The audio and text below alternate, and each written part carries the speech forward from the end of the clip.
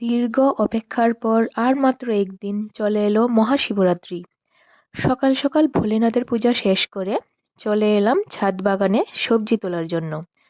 আজকে থেকে নিরামিষ আহার শুরু। এখানে কাঁচা টমেটো আর কিছু ধনিয়া পাতা তুলে নিয়ে চলে এলাম আমার নিরামিষ কিচেনে। এখানে নিরামিষ মেনুর জন্য কিছু সবজি নিয়ে নিলাম।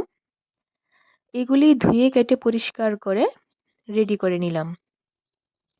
তারপর একে একে উচ্ছে আলু ভাজা, ঢেঁড়স ভাজা, সোনামুগের ডাল আর সজনে ডাঁটা, কাঁচা টমেটো, আলু দিয়ে ঝোল রান্না করে নিলাম।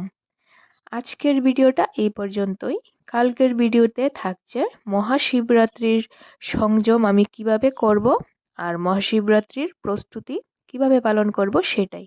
সবাই পাশে থেকো। জয় ভোলেনাথ।